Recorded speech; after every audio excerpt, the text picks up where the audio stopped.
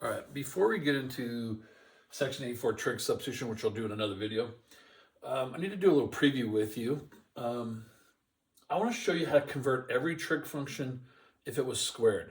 We learned the integral of every trig function, first power. We know the integral of sine, cosine, tangent, all those others. But what about if they're squared? Now, we did this in section 8.3. We did the conversion of these, and I'm going to show those again. But I'm going to show you all these. We're going to find this super important in this next chapter. We're going to do all this work, and we're going to end up with, and this could be our ending, okay? And it's kind of hard to explain that right now, but you need to be aware of all 6 of these integrals. So these are the hardest two, the reduction form. If you remember, we talked about that. So sine squared is 1 minus cosine of 2x over 2.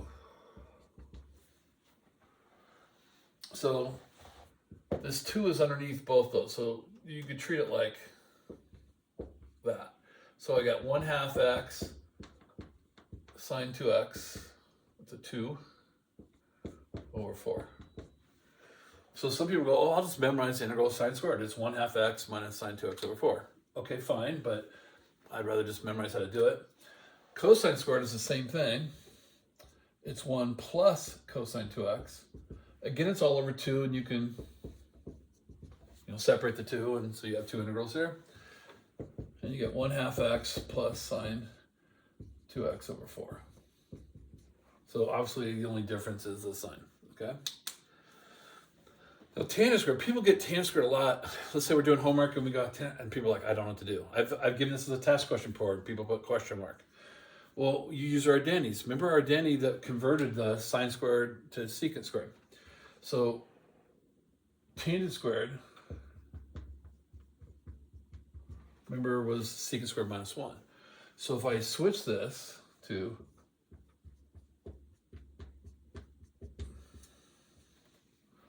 I know the integral of both those. The integral of secant squared is tangent. Remember, the derivative of tangent is secant squared. So the integral of secant squared is tangent minus x plus c. So the integral of tangent squared is tangent x minus x plus c. So we just do a little identity change and then do the integral. Cosecant squared, well, if you remember, the derivative of cotangent is negative cosecant squared. So it's just going to be negative cotangent. See, we already know a derivative that is cosecant squared, so we automatically know an integral. So remember, the derivative of cotangent is negative cosecant squared. So your adjustment could be a negative. So negative cotangent. And again, integral of secant squared is tangent. So believe it or not, we've learned those two before. In cotangent squared, there's an identity with cotangent squared very similar to this one. Cotangent squared is cosecant squared minus 1. Because 1 plus cotangent squared is cosecant squared. All right? Those are the identities. And then, so cotangent squared, I change it to cosecant squared minus 1. Sorry for the sloppiness there. So I make that change. Put a little parenthesis there.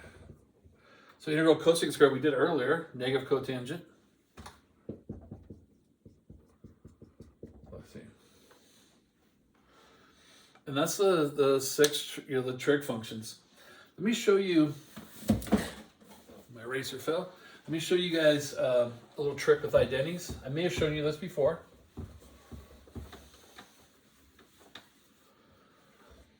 You have 3, they're called Pythagorean identities. Here's one. All the students memorize this guy. They go, oh yeah, I got that one. But the other ones they forget. Well, here's a little trick.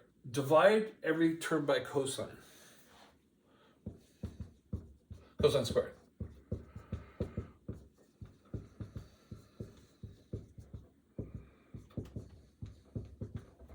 And you get tangent squared plus 1 equals secant squared. Because 1 over cosine squared is secant squared. So that's how you could, if you forget that identity, you could just take that identity and divide everything by cosine squared.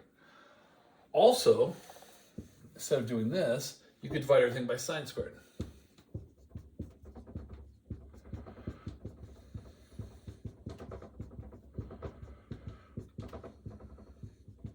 And that gives me 1 plus cotangent squared equals cosecant squared.